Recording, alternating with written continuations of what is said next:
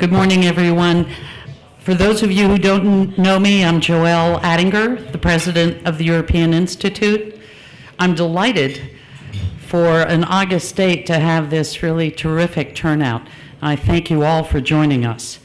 This is going to be a great discussion on the European Union's single digital market strategy, which, as many of you know, was launched last May. It lays the foundation for Europe's digital future and places digital technologies at the forefront of the European Union's push for sustainable and competitive economic growth.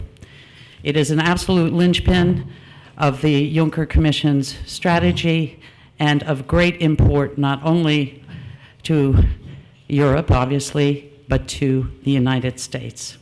So to exchange transatlantic perspectives, we're particularly delighted to welcome back Ambassador Danny Sepulveda, who is Deputy Assistant Secretary of State, as many of you know, and the U.S. Coordinator for International Communications and Information Policy.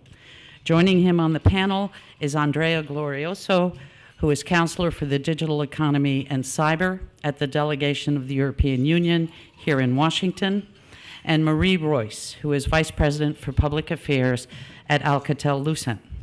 We're also very lucky to have as our moderator Mike Nelson, who many of you know, and who works on internet-related global public policy issues for CloudFlare. So I thank you all for joining us this morning. Before we begin, I do want to thank the European Union and the delegation here for the vital support and engagement that they show in our work. And I also want to thank the Internet Society, and in particular Paul Brigner, who is live streaming this morning's discussion for those who couldn't attend in person. So now, without further ado, Mike, the floor is yours. Thank you very much, Joelle. I think a lot of you know these issues and know our panelists, so we really want to make this an interactive discussion. I know we've been following the digital single market proposal with interest. It's an incredibly ambitious and complex proposal with 16 different pieces. We're not going to get into every one of those pieces today, but I think we'll have a chance to look at the challenges ahead and understand what the commissioners and the nations of Europe are up against as they try to find common ground on everything from online privacy to telecom regulation to parcel delivery and VAT tax implementation. This is something that was just proposed a couple months ago. The details are still coming out, and we'll have a lot of consultations in the coming months. I'm very happy to have our three panelists here, in part because they all just flew in yesterday. I'm about to fly off to the West Coast in 4 hours, so you picked exactly the right window for this panel. Danny, our first speaker, has just come in from Indonesia, and I'll turn it over to him for a few opening remarks, and then we'll hear from Andrea and from Marie. Good morning, Mike, and thank you all very much for being here, and thank you all for taking the time this morning to hear us out. This is an incredibly interesting and incredibly important time and issue in the transatlantic dialogue. The United States applauds the Digital Single Market Initiative, and we favor a program that would create conditions for a robust transatlantic digital economy in which both the EU and US businesses can prosper, innovate, find new opportunities, and expand trade. We support Vice President Ansip's vision of creating a digital single market based on principles of openness and opportunity, as opposed to the creation of new obstacles. We have reviewed the DSM strategy closely. Our colleagues at the Department of Commerce, as well as at the White House and throughout the interagency, have been analyzing the proposals carefully, and there are areas that we are engaging with the Commission to clarify the nature of the future proposals and to ensure that the DSM will not inadvertently impose new market barriers. Some of the areas that we're discussing with the Commission include internet platform regulation, the duty of care for online intermediaries regarding illegal content, standard setting, possible changes to copyright rules, the potential expansion of the scope of telecommunications services and audiovisual media services regulation, the concept of a European cloud, and the idea of leveling the playing field between telecom companies and over-the-top providers. So a few small issues with some degree of complexity. We understand that this is the start of a lengthy dialogue with stakeholders and other European institutions, and we look forward to being a part of that dialogue as a digital market strategy develops into more detailed proposals. And as the panel moves on and discusses those specific proposals, I'm happy to share our point of view, given what we know now. Thank you very much. Thank you. Our next speaker is Andrea Glorioso. He's with the EU delegation here in Washington handling digital issues, and before that spent several years in Brussels, becoming one of the best respected experts on these issues in Brussels. So over to you, and Andrea has just come back from Italy and Brussels, so he's also jet-lagged. Indeed. Thank you, Mike, and thanks to the European Institute for organizing this, for having me here. As I'm just back from Italy and I'm probably a bit jet-lagged, anything stupid I'm going to say here is my responsibility and not the European Union position. All I will say is, at this point in time, is I don't need to repeat how important the digital single market strategy is for us. I will simply point out that, of course, Vice President Ansip is responsible for the coordination of the DSM proposal, the Digital Single Market proposal, but this is a proposal endorsed by the European Commission as a whole, by the College. The President is fully behind it. We just, the European Council, which for those of you who are not into the details, the arcane details of EU governance, is the set of heads of state and government of the European Union member states have just expressed, well, recently expressed their position on the Digital Single Market strategy, and they broadly endorse it with some nuances and caveats here and there.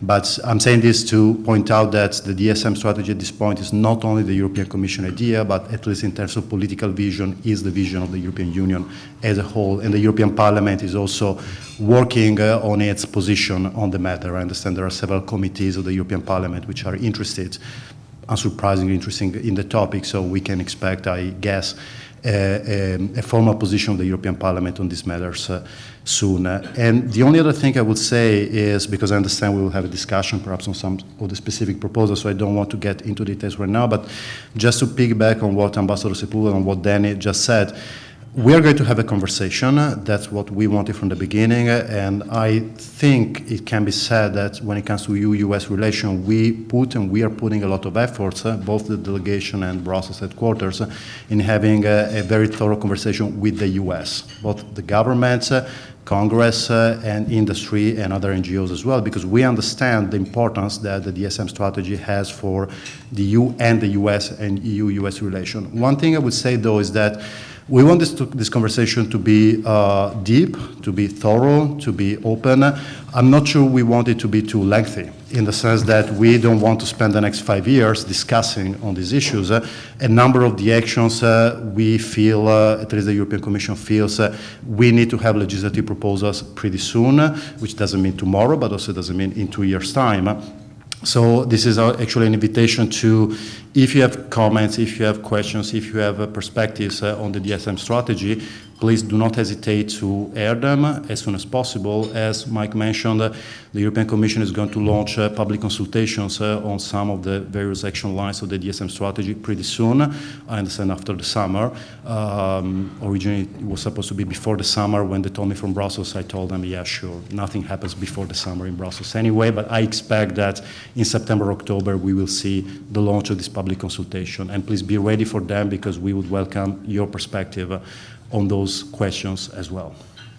Thank you very much, Andrea. I was going to ask you later about the very tight time frame that we have. I neglected to mention that we do have an audience online, courtesy of the Internet Society, and people who are viewing can submit questions using the hashtag EuroDSM, or you can just send it to the Euro Institute DC handle on Twitter. So our last speaker is Marie Royce. She's from Alcatel and has more of a global perspective. She spent a lot of her time working on Latin America, which is another key player in this whole debate about the global internet marketplace that we're building. Maria. Yeah, thank you very much. I just want to say, when I think back in 1993-94 timing, I was in Maastricht in the Netherlands to go see where the EU treaty was signed with the original 12 member states, and was basically moved into force to become real, the EU. And I say today, I applaud the EU for moving forward with something so complicated as the digital single market strategy. So I think we're coming a long way. From a business standpoint, corporations are real pleased with this initiative. Alcatel-Lucent, we've got strong positions. We've really looked at it, and we're very active. We've got an office in Italy and France, EU, Germany, and we also have a position here in the U.S. And I've also done a lot of research with what other corporations are saying, and I would say most companies, I would say, are very positive about this development, and including our customers. I think the concern for our, which I'll go into later, but is basically in the area of the telecom strategy, and that this initiative is one of the 16 key components, and we would like to really see a lot more work done in that area. But I won't go into that until a little bit later.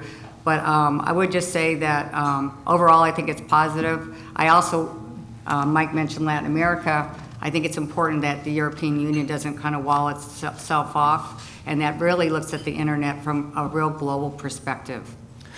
So Maria, let's dig a little deeper here. I'm going to ask each of you this question. What part of the 16 components here are you most excited about? What do you think is really going to make a difference? So, starting with you. Okay, well, first of all, I'd like to say that, well, obviously I just mentioned the telecom single market strategy. Back in 2013, there was an initiative to actually do kind of a connected continent, and that's now on the burner for 2016 as one of the 16. Our concern in the industry, and we're very excited that that's there, is that that won't be implemented until 2019. There's still issues with fragmentation, with spectrum harmonization, and other things.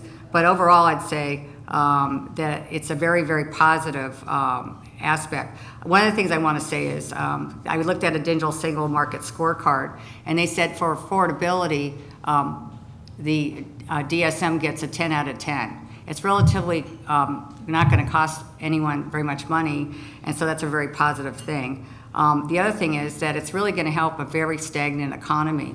Many of you might have read some of the words of Ambassador O'Sullivan when he stated that it's expected that $470 billion will come to the economy, and that only 15% of European citizens today shop online from another member country, and only 7% of SMEs sell across their borders.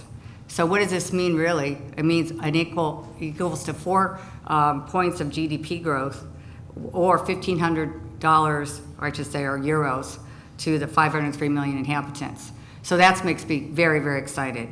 So I would say that's the most positive aspect of this. Again, on the 16 areas, I'd say the telecom aspect is the most important to Alcatel-Lucent.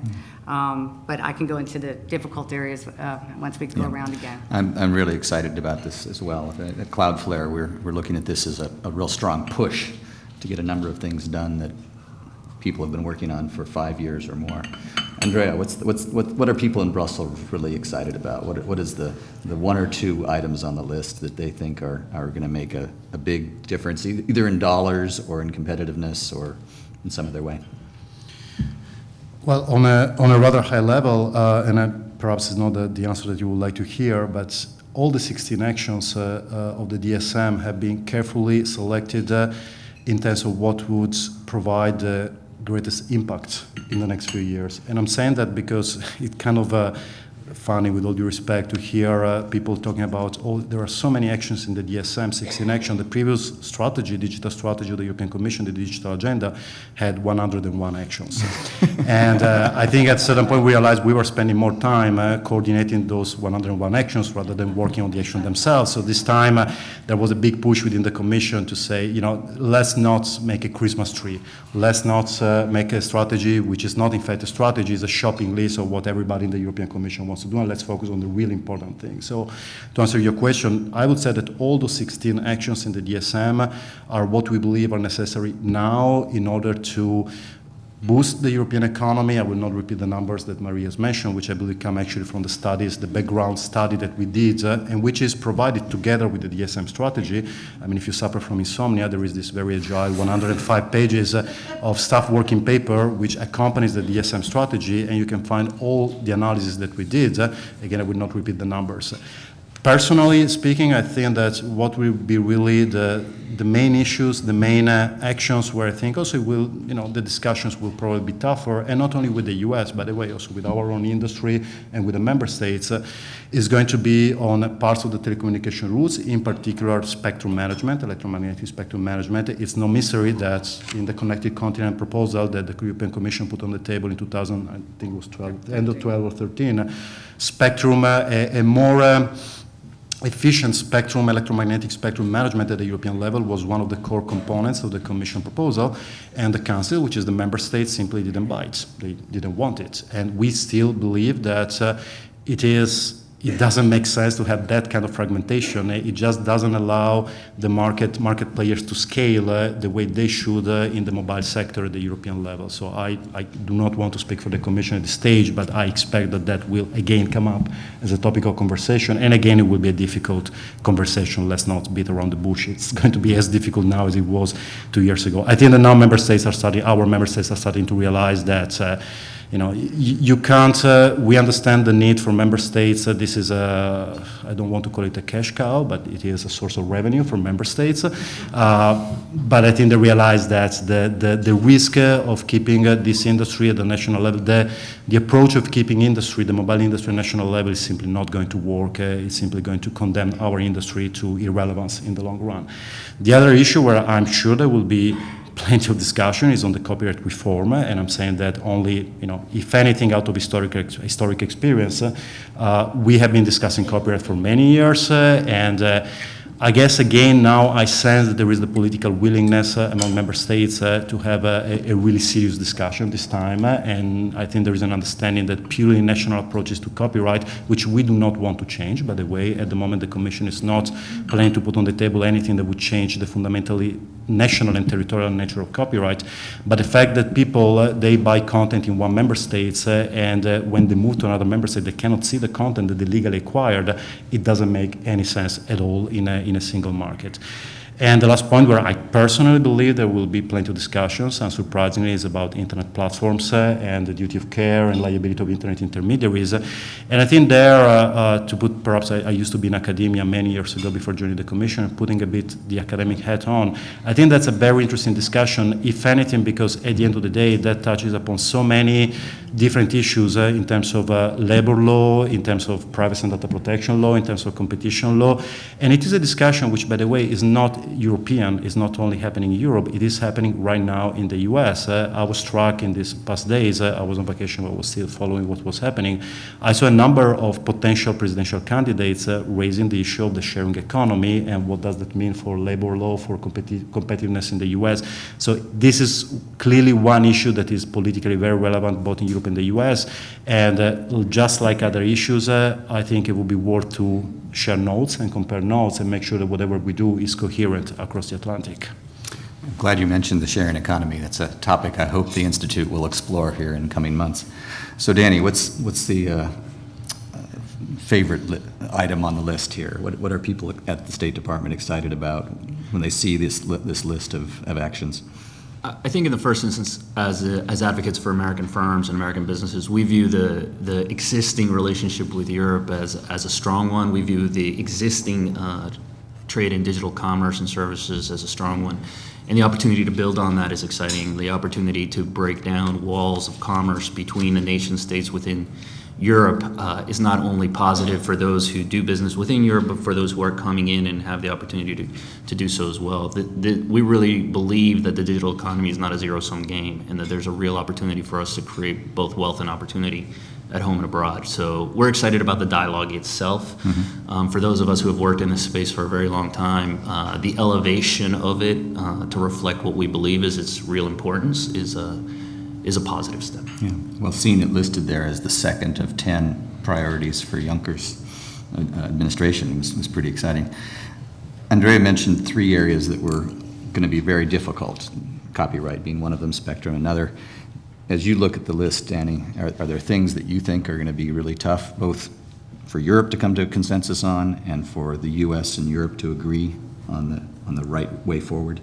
I mean, of the different areas, and there's a long list of thorny issues there: copyright, privacy, net neutrality. What's the Which area do you think your team is going to be spending a lot of time on in the next couple of years?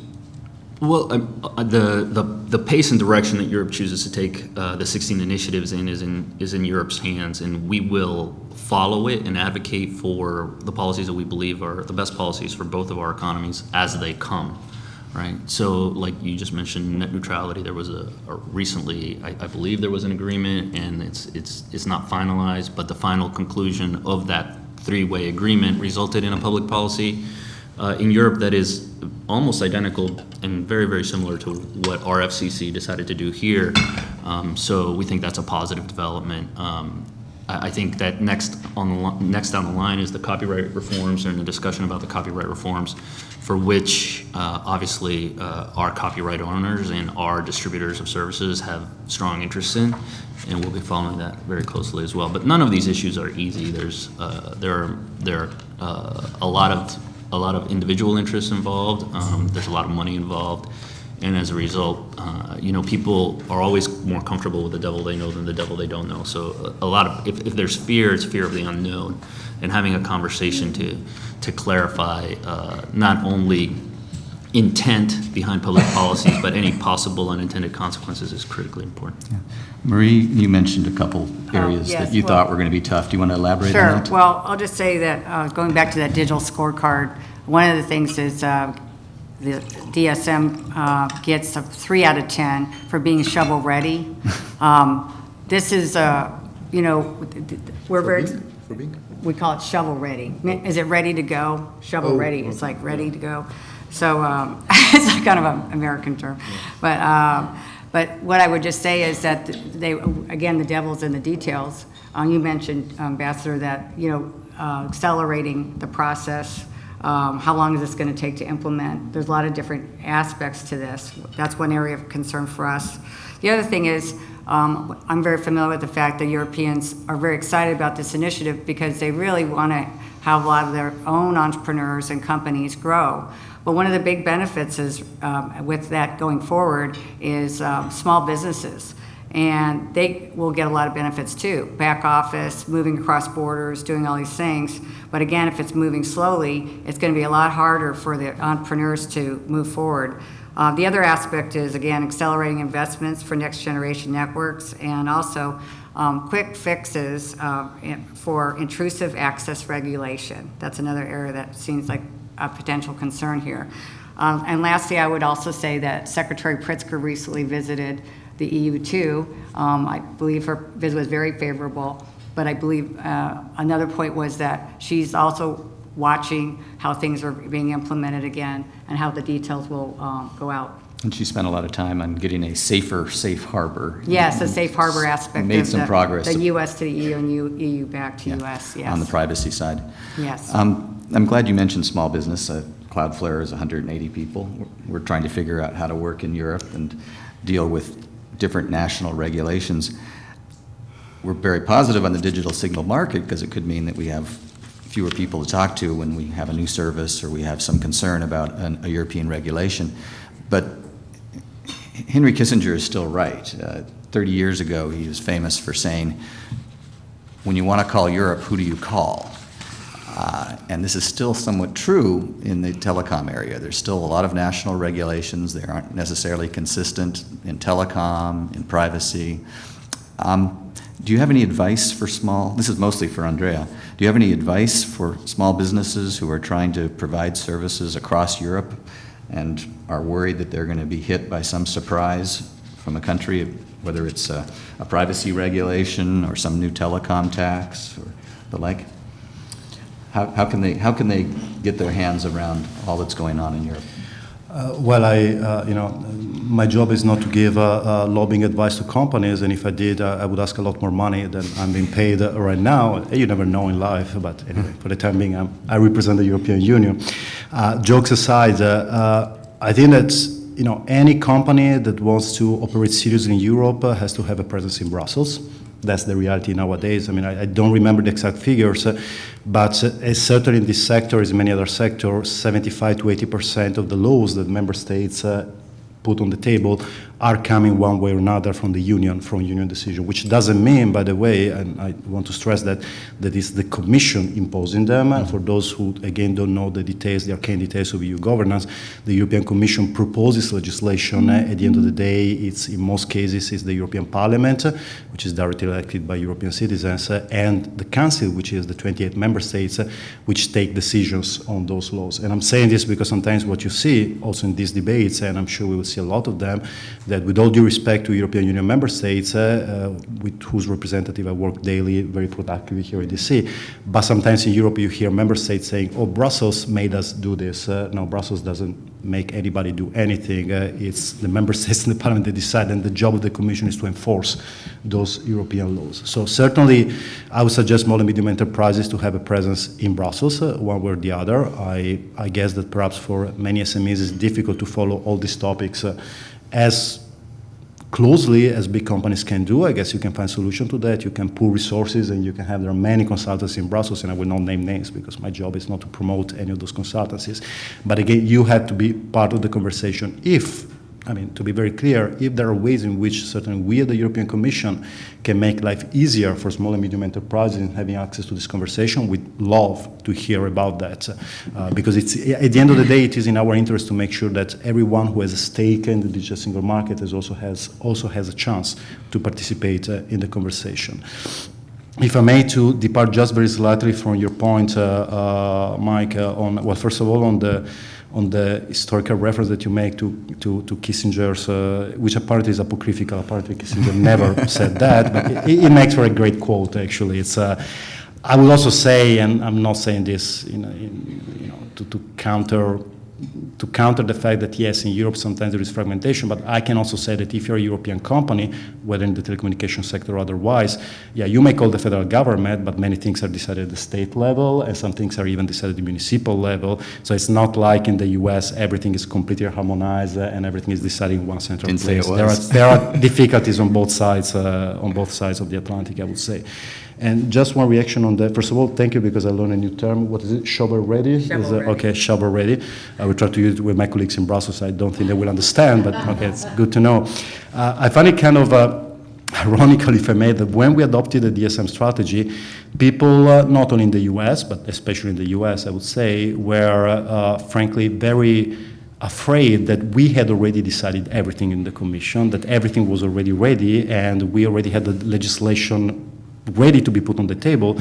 But then when we said, well, actually, this is just a strategy, and we're still, we will do consultation, etc. Okay, but you're going too slow and you're not shovel ready. I mean, decide what you want. We can put on the table a strategy which we already decided what to do, or we can take the time to discuss. As I said, we don't want to have too lengthy conversation because I don't think time is on our side. But certainly we understand that these are complex issues.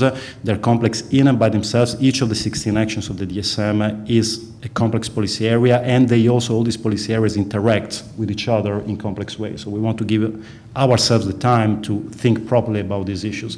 Does that mean that we're not shovel ready? Maybe. I'm not sure people would like us to be shovel ready right now because we haven't had the time to properly consult with the industry, with NGOs, and with everybody who has a stake, whether in Europe or in the US, about these issues. Well, one of the concerns that I've had is that we are seeing these court decisions making internet policy in Europe and in the US. And that's, I think, one of the biggest concerns of small and medium-sized businesses, because the court decisions aren't made in some careful consultative process that takes a year or two. Often you see things like the right to be forgotten coming out of the courts. There was just a case in Delphi AS versus Estonia, where a ISP based in the Netherlands got in big trouble because they didn't take down some hate speech that somebody posted on their website. They hadn't been notified about this. They were not in the business of monitoring everything that was posted on their website, and yet they were held liable for what one of their customers or several of their customers did on a news forum. And this brings up an issue which I think should get more attention in the digital single market, and that is the issue of intermediary liability. Here in the US, 20 years ago in the 1996 Telecom Act, there were a couple sentences inserted by Senator Ron Wyden that said, ISPs and telecom companies can't be held liable for what their customers do online unless they're notified of illegal activities. And Adam Thier and several historians of the internet will say that that's probably the most important two sentences ever written about internet policy. But we see that changing in Europe. We see the governments insisting that ISPs, social network companies, internet infrastructure companies take action to monitor their customers and to start solving problems ranging from hate speech to piracy to jihadist recruiting. It's a complete shift from the old days when you built the platform and anybody can use it. Is this a trend, and this is for all of you, is this a trend that we should be worried about? Is this something that's going to continue? Is it going to be addressed in the DSM discussions? Can I take this first? Yeah. So first of all, yes, it is going to be addressed in the DSM strategy, and we said it very clearly in the DSM that this is going to be one of the topics of the discussion we're going to be having. You will, however, appreciate that in the strategy itself, we did not say, we were not shovel ready, and we did not say, this is the way we're going to solve it. So just to be clear, we do not have, for the time being, we do not have a position on that. More on the substance.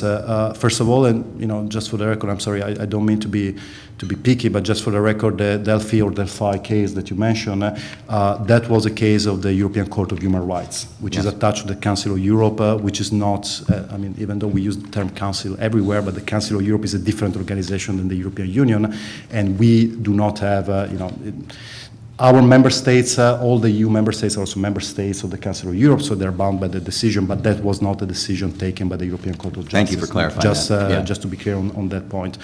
I do not want to speak, and I cannot speak on behalf of the European Court of Justice. Given our legislation, the e-commerce, the Electronic Commerce Directive, which includes language that was modeled after to Section 230 on exemption liability, I would have been very surprised if DCJ, the European Court of Justice, had taken a decision with the kind of language that was taken by the European Court of Human Rights. Now, without getting too much into the details, I think that our line of thinking on this issue of the let's not talk necessarily about the liability of intermediaries. Let's talk about the role of intermediaries, because that might include profiles of liability or not. And what I would say there is that, as much as we all agree that Section 230 in the US and the e-commerce directive was certainly very beneficial to boost the internet economy, etc., we are in 2015. Those laws were written many, many years ago. And I think it's fair to ask, is the situation the same? Is the extent to which people use the internet and online devices and the online environment, is it the same today as it was 15, 20 years ago? 20 years ago, to be very blunt, ISIS was not recruiting foreign fighters online. It was simply not an issue. Today, it is an issue. And I will say that it's not a European issue because the recently concluded, I think it was a Countering Violent Extremism Online Summit in DC. So with the participation of the US government, we all agree that there needs to be some cooperation between the private sector and governments in countering online recruitment of foreign fighters. I think the issue there is what is in an environment in which you have, and again, I want to be clear, the European Commission has not taken yet a position. There is no legislative proposal on the table for the time being, but certainly one of the questions is, you have one scenario in which you have telecommunication companies that simply transfer bits, and that's all data, and that's all they do. But today's companies and online platforms do a lot more than that. They analyze the data, they use the data for their own commercial benefit, which is fine. I mean, we were happy about that, whether it's American or European companies. But they have a lot of knowledge about what's happening online. So the limit to which they should simply say, well, we have no idea of what's happening, and saying, well, we have an idea of what's happening, but the idea that we have of what's happening is based mostly on automated analysis, and we don't want to get into the human judgment of what we should do with that data. Or the next step, which is, okay, we're going to take a more proactive step and at least inform authorities if we see something that we don't like.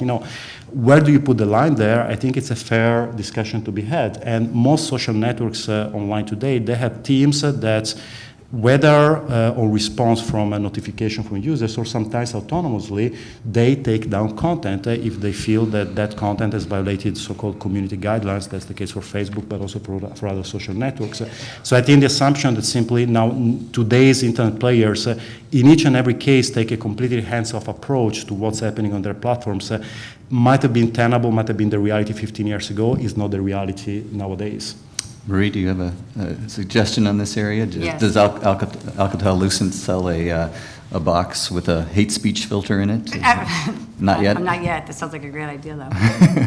I would just say that I think that this is an area of concern. I would just generally say one of the things that happened recently was July 30th when Google did a blog on the subject of the right to be forgotten, that the French regulator CNIL in France has many people that have said to them, to Google, to take down content globally. Right now, the law is really France, and 97% of the users are in France, of Google France. And so consequently, the question is really, does Google need to be making sure that the people around in every search engine, in every region, is all that information is taken out from a right to be forgotten. So how much overreach is one of the areas that people are starting to have a concern about. Now, in my opinion, I believe strongly about the area of terrorism. I think that's cut and dry if you're going to murder someone. But then there's a lot of issues when you're saying, how can you really be responsible for monitoring content? What is irrelevant anymore? What is correct? How can you police these things? Even Facebook recently had an issue where they made it. They were taking off pictures of women that were from breastfeeding, for example. But now they've recently approved that now in June, so that if somebody has a family member and they're breastfeeding with the baby, they're allowed to keep that photo on. So you can imagine how bureaucratic this starts becoming regarding censoring information. So I just want to say that those are some of the concerns that I think companies have, because we're all part of that ecosystem working together for the internet. So we just don't know how far it might go. Ambassador, do you have any thoughts on how to resolve the conflict between free speech, privacy, and law enforcement that some of these issues raise? Yeah, I guess I have many thoughts on the subject, but in terms of the underlying question of intermediary liability, you impose a rule on an intermediary in order to solve a problem. And the question becomes, is intermediary liability the best way to solve that particularly given problem? And you have to be very, very careful when you make the intermediary essentially an agent of the state, and the degree of flexibility that you give that intermediary in applying what you want to be a governmental value. So, yes, the world is dramatically more complex today than it was in 1996, and intermediaries are dramatically larger in many cases, but the platform itself is still open. There's still very low barriers to entry, and there's incredible innovation taking place every day. And what you don't want to happen is to hinder that ecosystem of innovation. And any sort of rigid structure of intermediary rules and obligations will actually lock in incumbents and will make it more difficult for people to enter the market. But a number of very important issues have been raised, and those are all issues that need to be addressed very carefully. And I can tell you that I know our companies. I spent a lot of time talking to them, and they have no self-interest in being agents of terrorists. There's a really strong mutual interest in getting to solutions in this space, and I think through cooperative and collaborative negotiation and conversation, we can get to solutions that are voluntary in nature and applicable in a voluntary way, hopefully in a number of these areas, and we're working very hard toward that end. May I? Okay. Mike, Yes, please. if I may, briefly, just a couple of thoughts. First of all, I feel I can speak, even though I'm jet-lagged, I feel I can speak on behalf of the Commission here, that we completely agree with what Ambassador Sepulveda said. Of course, you have to be careful how not to turn private companies and internet intermediaries, however you define intermediaries, into agents of the state. There are many from a intellectual point of view, quite interesting questions on where is the responsibility, what can the citizen do if a private company takes a decision which is actually kind of forced on them. They are forced to take the decision by the state. What can the citizen do? Do I sue the company? Do I sue the state? Do I sue? So these are all very good questions, and we are assessing them. I also want to point out if in any way or form in what I said there was a suggestion that private companies, whether European or American, are somehow interested in supporting terrorism, that was not the intent. Clearly, we also know very well that certainly, I can speak for European and American companies, we know very well that the private sector has no interest there.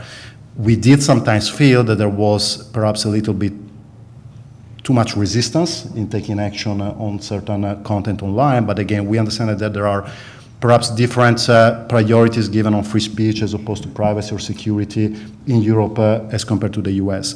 But then the third point I wanted to make, and this is, I think, helpful to understand how the debate is playing in Europe, and I guess it will also be important for US stakeholders to understand how best to engage with Europe. It is very difficult for us sometimes to understand. I will not name names. I will simply talk about a very large search engine, which is also active in other areas.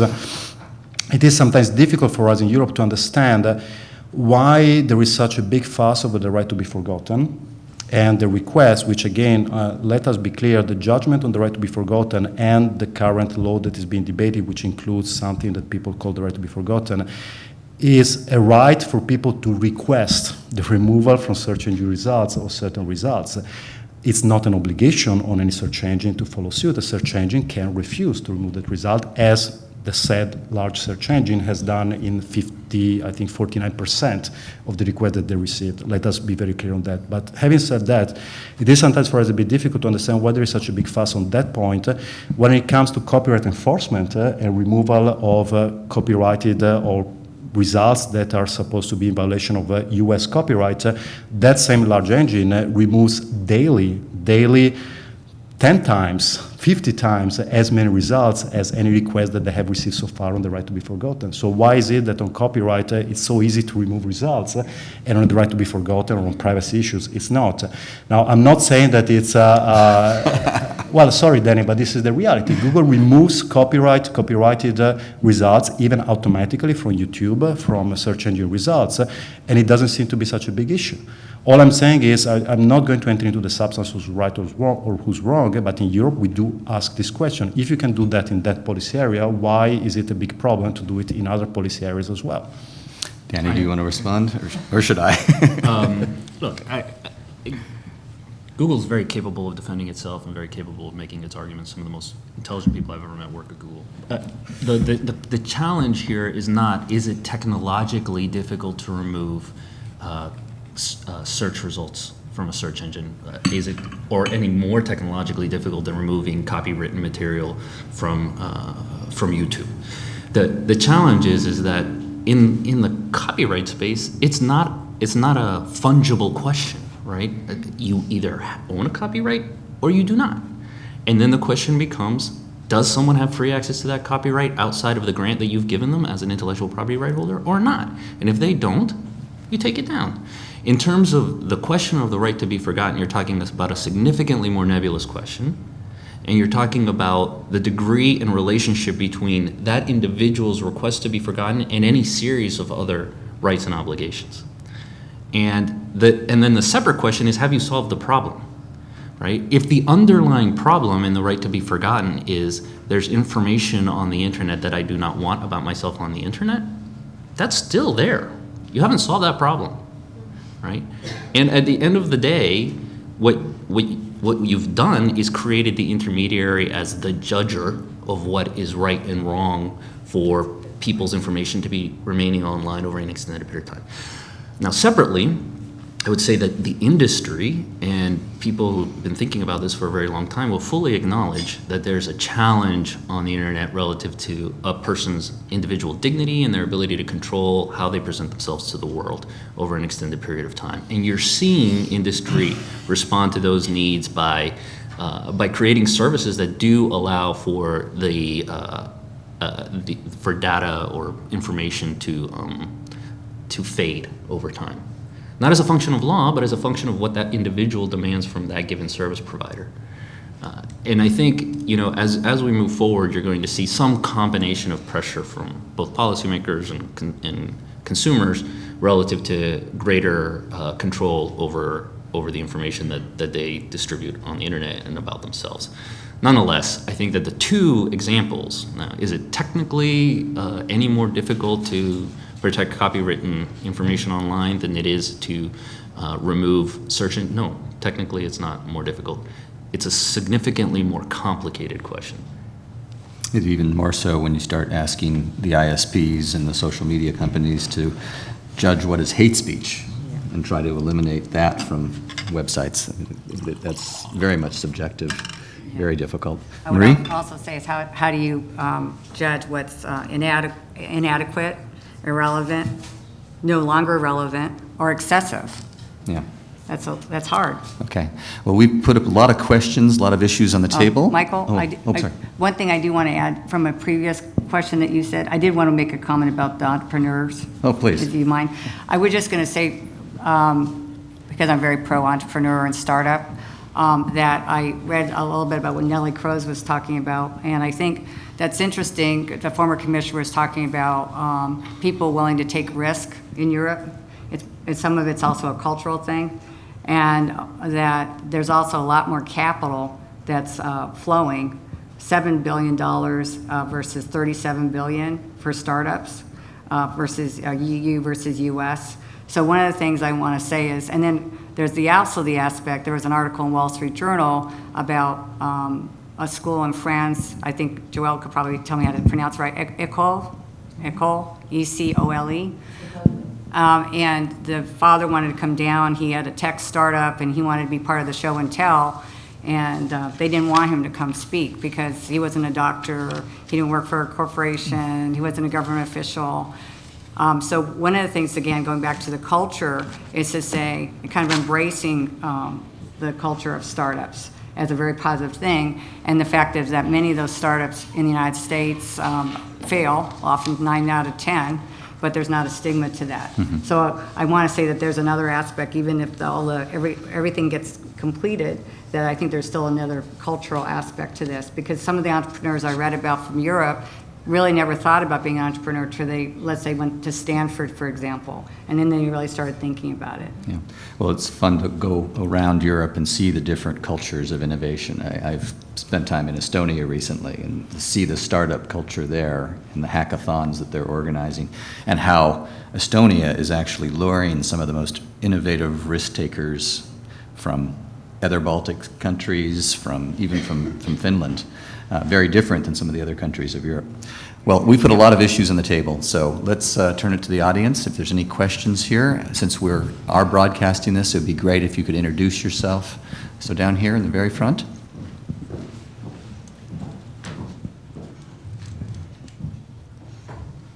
Thank you. Hi, I'm Astrid Campbell from Google. I just wanted to follow up on the right to be forgotten. Thank you for mentioning our blog post and how important we do think our respectful disagreement with the French government's requirement that we take down search results globally is because if we start allowing one jurisdiction to set the laws of what people can read online for the world, that means that Russia's censorship could be of gay propaganda, for example, could apply globally, and we think it's incredibly important that we not apply this globally. We are complying in France. We've actually reviewed over 1 million websites for 250,000 requests, and we'll continue to comply and work with the EC on how to do so. But we think that point is really important. So thanks. Thank you very much. Any other thoughts on that? I didn't hear a question, so I I guess we just don't. want to make sure there wasn't a reaction. Okay, other questions? Okay.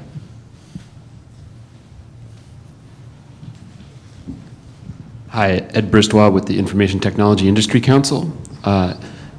The US and the EU cooperate on third country issues across the world.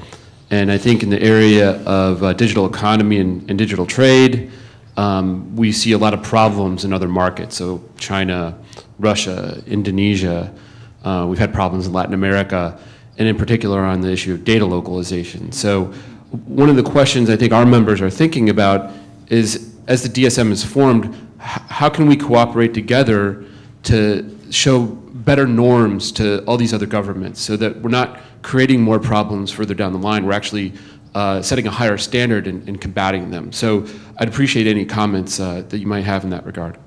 Great question. Thoughts? Well, I'd like to react on this point. Broadly speaking, and this has been one of the main tasks of the delegation, or me personally, Ambassador Sullivan, since before the launch of the DSM, in fact, is I agree with you that the real issues in terms of trade, whether you want to call it digital trade or trade which nowadays is anyway based on digital technologies, just like the economy nowadays is based on digital technologies anyway, the real problems are neither in the US nor in Europe. We believe, and we have raised the issue in the appropriate places, that there are certain barriers in the US in access to US markets, just like the US believes there are barriers of access in the European market, but give or take, those barriers are not major, are not an issue. The real problems are elsewhere, and you mentioned a number of countries, and I would agree with your assessment of where the problems are. And what I think is really important, and let me give you one concrete example. As you know, and this is public information, the Chinese government not so long ago announced that it would put on the table certain measures for the banking sector that would de facto force non-Chinese companies to divulge their intellectual property if they wanted to sell nominally for national security reasons, if they wanted to operate in that sector. I mean, if one of the most protectionist measures in practice that you can think of. Now, the Chinese government has, for the time being, suspended the introduction of that law. And what people perhaps don't realize, that one of the reasons why the Chinese government has done so is because there was a concerted and joint effort by the European Union and the US towards the Chinese government. It was not only the US government, it was not only the European Union. And if it had been this way, you can be sure that the Chinese would have played us one against the other, which is what, thinking rationally is what I would do as well. If I have two major economies coming to me and they're not doing and not coming to me jointly, I will play them one against the other. But in this particular case, Europe and the US work together, both at the industry and governmental level. And this is what I would like to see repeated each and every time, rather than focusing on those differences that we have, on whether copyright is more complicated than privacy. Yeah, we can have those debates, but at the end of the day, we should not lose sight of the bigger picture here, which is that our economies are deeply intertwined, that we share mostly the same values, I would say, with some caveats in terms of whether free speech is more important than privacy, etc., and that the real problems are elsewhere. In terms of setting the gold standards, maybe you didn't use the term gold standard, but this is what I hear all the time. I don't have an easy answer to that. I will simply say that there have been a lot of claims in the past months about supposed localization measures in Europe. I haven't seen them. I don't see them. I haven't seen proposals to that effect. I think it's pretty risky, to be absolutely honest, to keep on claiming that Europe is setting up localization measures or barriers if that is not actually true, because this simply it kind of changes the focus and it gives the impression in certain circles in Europe, it even creates, rather than focusing on working together, it creates a rather non-cooperative attitude towards the US, which is dangerous at the end of the day. So to answer your question, I think that first of all, we should look at the facts and let's not accuse each other of protectionist measures if those measures are actually not existing, which doesn't mean we shouldn't have a conversation. It doesn't mean that there are risks of the unknown or even unintended consequences. On that, we are happy to have conversations all the time. So Marie or Danny, are there other places where you think US and Europe have to team up and provide leadership and lead by example? Well, I was just going to say that I agree with what you were saying on China. I was in China. Our U.S. Senator Baucus was very active in this issue. I think that we really did a great job of the EU and U.S. teaming up together. And in this case, the tech industry didn't all say, well, we're not in the banking industry, so that's not really going to affect us. But we knew that this was the fact that this was happening. Other areas that we've already teamed up together has been in some countries doing some bad practices in Latin America, for example. And I would also say... Do you want to be specific there? No. But I would also say that even in the U.S., not so much on data localization, but we still have some issues on localization on other areas. For example, I work on Buy America, issues. For example? As an example, I just was successful with my team, Elizabeth and Jeff there. We were able to kill 3 pieces of legislation in 3 states, which would say that every technology component or every component would have to be made in that state or in essence in America. So here we are negotiating the TTIP, the e-commerce chapter, for example, with the United States and the European Union. And we're imagining, okay, we're going to negotiate the 28 member states, and they think, well, we're going to negotiate with the 50 U.S. states, right? 6 territories. But yet we've got states doing different things. Luckily, those things didn't pass. But I will just say that to go back to what Andrea was saying, the digital single market proposal is not fully baked. So the beauty is that I think if people are not happy with things or afraid that things are going to become more protectionist, he's basically telling everyone, look, we're working with you. We want to hear from you. We want to work with you. I'm not seeing that this is going to happen. I believe that everything's going to be less protectionist. I'm hopeful of that.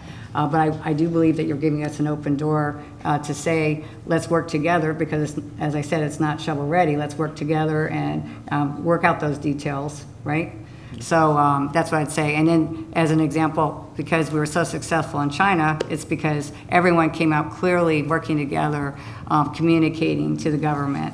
And also, Ambassador, I know you were active in that too with China. So I think that if we all came together, again, to the EU, you would hear our voice on our concern. So, Ambassador, other thoughts on this? In the work that we do from my office in front of multilateral organizations and bilateral relationships, we always sit on the same side of the table as Europe. Whether it's in ASEAN or in Latin America. I just came back from Indonesia. I will be going to Mexico City tomorrow for a discussion of the digital economy for Latin America from people around the region, as well as our colleagues from the EU will be at that conversation as well when we are at the ITU, where we are literally always on the same side of the table, and that is that it is critical to our success. The European voice is very well respected throughout the world, particularly in the developing world. They have doors open to them that are not open to us, and I think that there are some doors that are open to us that are not open to them, and working together on the basis of joint agreement is critically important to being successful in the long run in this space. Okay, related question. How optimistic or pessimistic are you about the global internet? In 10 years, are efforts by certain countries to create their own national internet or their national cloud going to succeed? Or are we going to continue to have one interconnected, interoperable internet? Or are the forces that are pushing countries to wall off their own little space going to win? For us at CloudFlare, this is the essential question. Are we going to be able to offer our service very affordably to anyone, anywhere?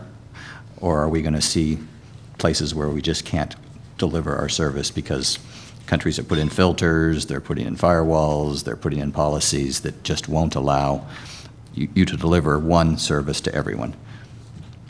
Sort of a philosophical question. I teach a class on the future, so this is my futurist question to you. We have 10 years. What are we going to look like in 10 years?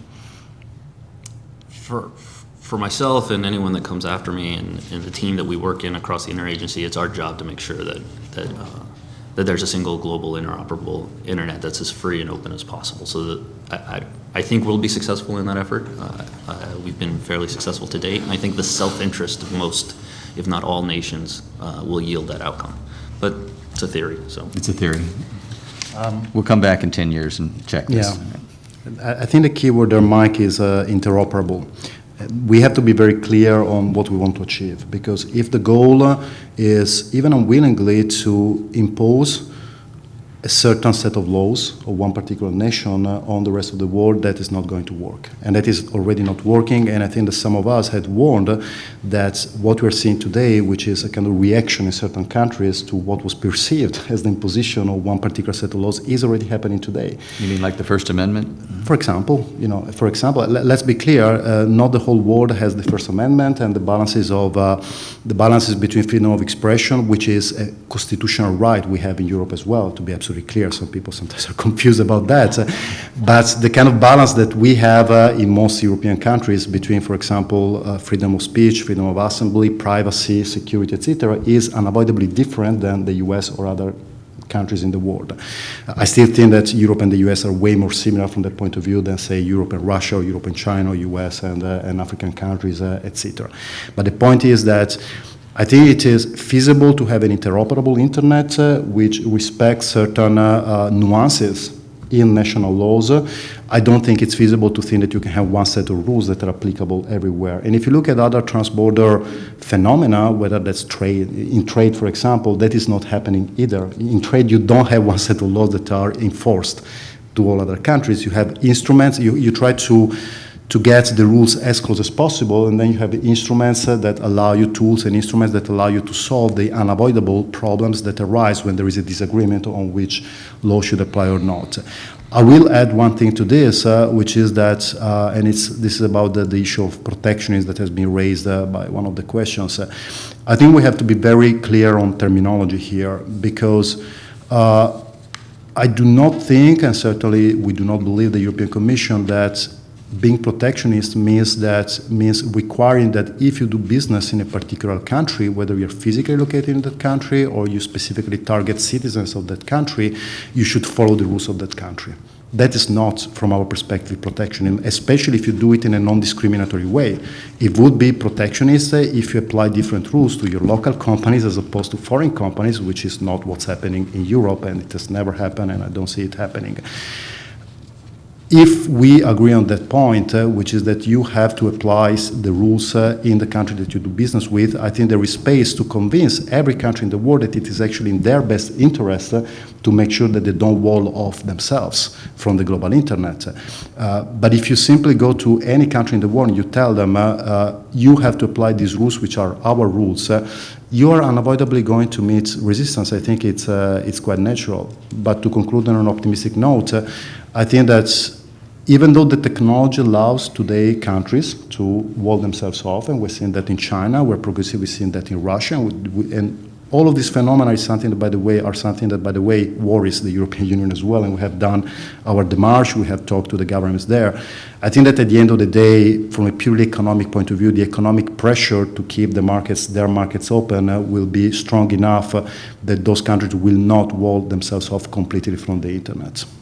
So Marie, are you an optimist or a pessimist? Well, Are personally, the wall builders going to win? I'm actually a strong optimist, and I also want to ask the people that are watching this from the Internet Society to be vigilant with us and for this to happen. One thing I will also add is that 2/3 of the people in the world are not even having access to the Internet, so I'd like to see those people get on the Internet. That's really important. But I think we have to be absolutely vigilant, and Ambassador, I appreciate your efforts there, and especially what we've done as the United States with the ITU. That's another example.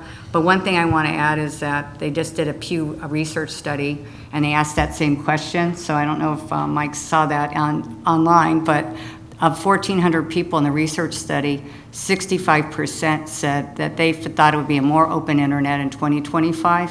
And 35% said less of an open internet. They thought there's a lot of reasons that from let's say a less open internet could be due to commercial concerns, trust issues, et cetera. But again, I think if we really focus together and be very vigilant, I'm positive that it will be a good situation for interoperable internet. One thing I will add is that I don't think every country will be actively participating. North Korea comes to mind as one, but I'm hopeful. You never know. Well, we never know. That's right, we never know. But I think it's important that everyone act vigilant in this aspect. Okay, so we're 4 out of 4 agree we're going to have a better internet in 10 years. Any questions from cyberspace? I'm still waiting for any tweets to Euro DSM. That's one way to submit questions. Anybody else with a question in the audience? Okay, down here. I'll turn to, okay. And please identify yourself. Mike Macetic, PBS Online NewsHour.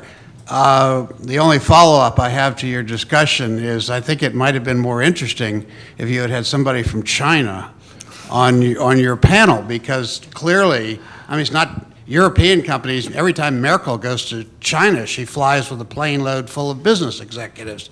There's a huge interest in opening up business there, and yet at the same time, the Chinese have been extraordinarily rigid on the Great Firewall.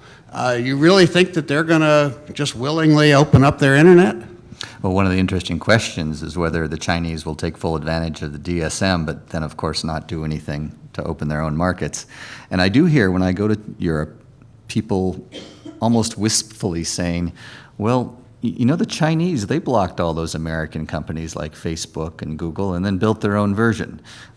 These people are not proposing that Europe should have done that, but they do point to it as an example of how building walls works for certain markets, certain companies.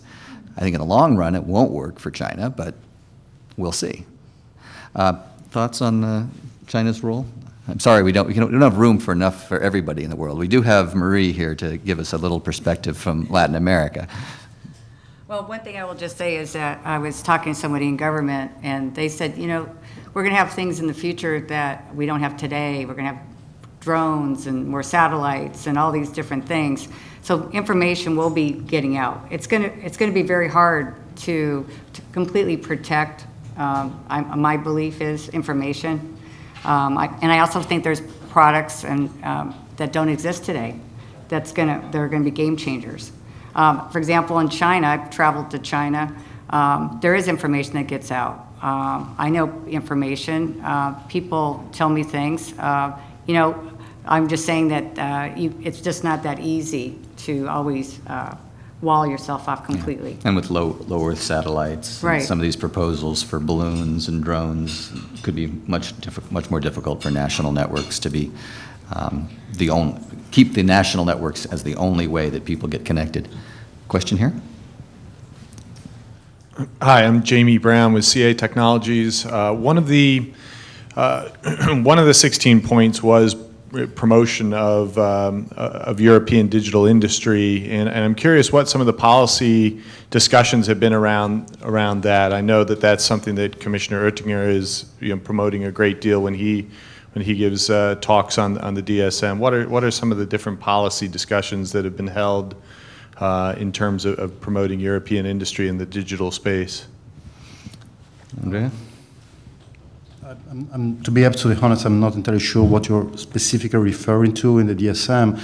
I guess that what we're talking about here is the fact that Commissioner Oettinger has repeatedly pointed out that in Europe we do have still very strong industrial sectors, completely separate, at the moment rather separated from the digital environment, the automotive industry, the chemical industry, and other industries, which are still very strong, and actually there are major global players. And Commissioner Oettinger's point, which happened not only because he's my boss, but also because I personally agree, is that we have a window of opportunity to make sure that these industries, they really remain global players in the 21st century, is a concept that both in Germany and in Europe is sometimes called Industry 4.0. Here in the US it's called Industrial Internet. So it's the use of digital technologies to improve these current industries, for example, through the exchange of data, through the use of sensors, through the use of robotics, etc. So that's one of the policy discussions we're having, and certainly a major part of the DSM strategy. In terms of promotion of European digital industry, I think that, to be absolutely honest, Commissioner Oettinger, who is also not an English native speaker, and I think this is important to keep in mind because I heard some translations of what he said in German, which quite frankly were not what he said in German. Some translations were quite peculiar, let's put it this way.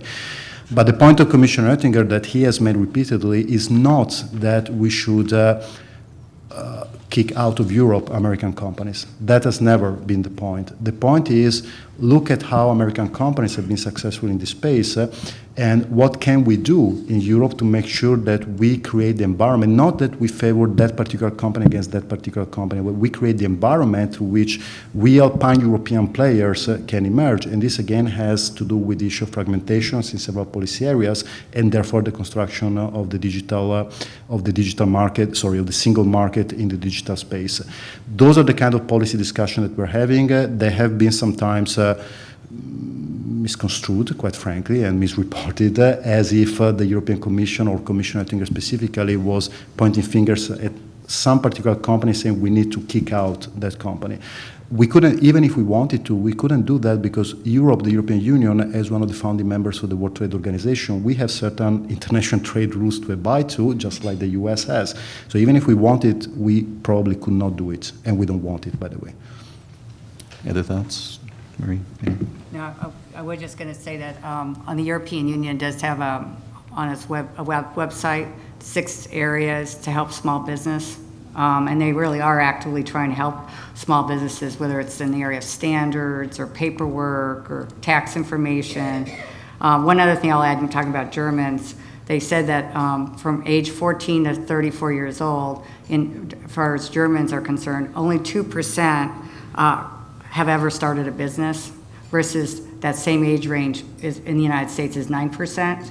So again, I want to mention again that you can still put all these things on a website and try to lead people, but I think there's still also cultural aspects that will need to happen, but I think things are moving in the right direction. A few years back, I wrote an article for the European Institute on the 6 myths of innovation policy, and I talked about these cultural differences. And it's not just Europe and the US, it's actually East Coast, West Coast, and Brussels. Very different ways of thinking about risk and opportunity. I'm very excited about the DSM, particularly for the small companies. I mean, this is a chance for a little company in the Czech Republic to reach a market of 315 million people, if they're not afraid that they're going to be sued out of business the minute they get outside of the Czech Republic. In the US, they're going to be sued in the US or in Europe? Probably in they both might be places. sued in the US as well. You know, that's This also is a true. possibility. We're very good at lawsuits. And that was actually one of the points I made in the article, was that the East Coast is much more likely to sue somebody than the West Coast. Other questions from the audience here? Okay. I have one last question for Andrea, and this is a question I promised I wasn't going to ask you, but you've mentioned ANSIP and Oettinger several times. When I hear them talking about the DSM, I don't hear them singing the same tune. Sometimes I hear them singing in harmony, but I really, this is a new experiment in EU governance, and this is a broader question than just the digital single market. We now have these vice presidents who are supposed to coordinate the work of the commissioners, and so for an issue like the digital single market, we have 2 different people who are both sort of pulling the pieces together. And when you see the list of all the commissioners involved in the digital single market, it's pretty daunting. I think it's 7 or 8 different commissioners.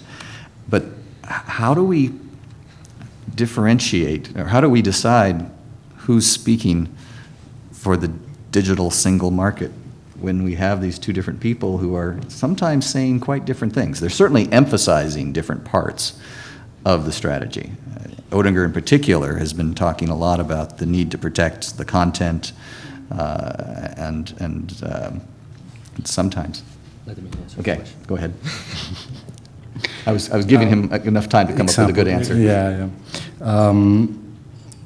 So let me try to take this in turn and keep my job at the same time.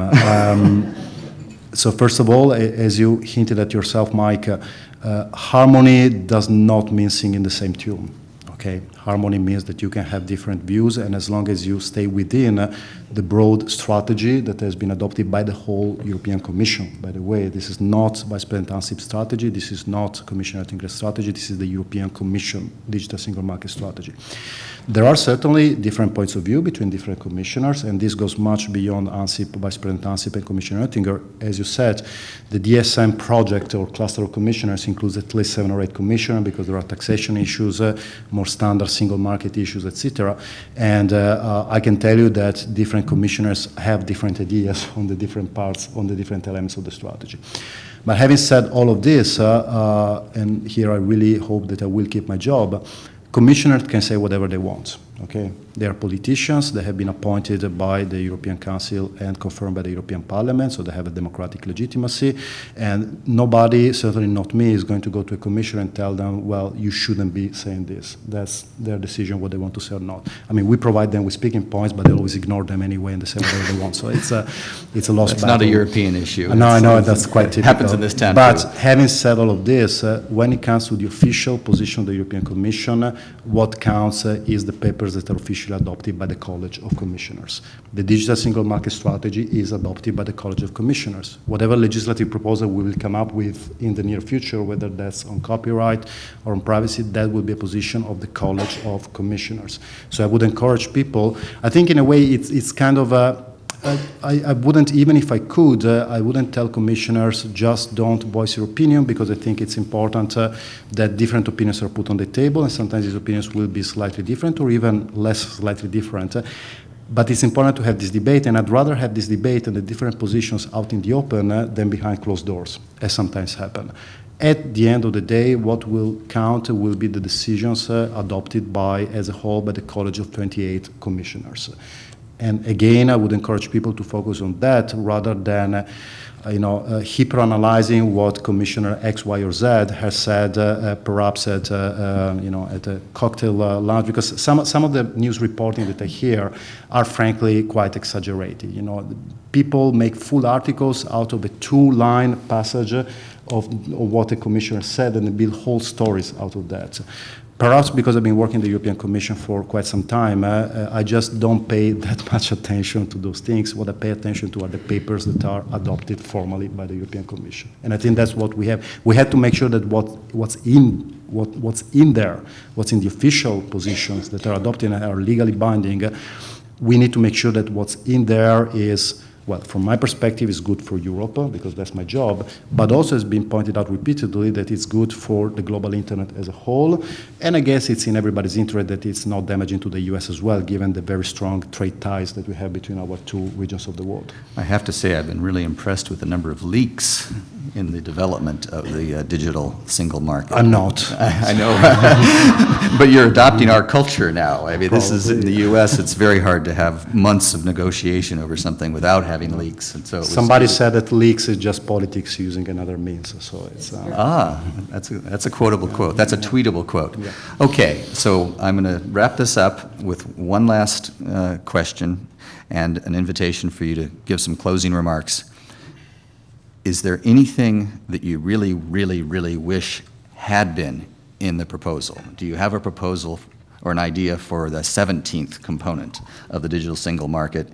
And then I'd also invite you to have any other comments you have, anything else that you didn't get a chance to cover. So, Ambassador? No, I'm good. You're set? I think, Okay. The 16 initiatives give us plenty to work on. Very good. I think the DSM strategy is perfect, but but to make it even more perfect, given the job that I do, to be absolutely honest, speaking personally, I wish that a bit more attention had been paid right from the start and in the text on the international dimension, on relationship with other countries, in particular the US. I think it's in there, but it's not very explicit, let's put it this way. Mm-hmm. And you have the final word. I'll agree with everyone else and say that I think it's good the way it is, the 16 initiatives in the 3 areas. Again, I would just say that trying to get them completed, we have 6 this year, and we're moving into about 10 for 2016, and getting those all completed. But I think it's very comprehensive, and we are very excited from a private sector standpoint to see how things evolve. Very good. I think we're all excited to see how this evolves. I have another prediction about the future. I can make this with great confidence. This will not be the last European Institute panel on the digital single market. Yep. Thank you all for being here. Thank you for the excellent questions, and I hope we have some tweets about the fact that this is a perfect proposal. Thank you.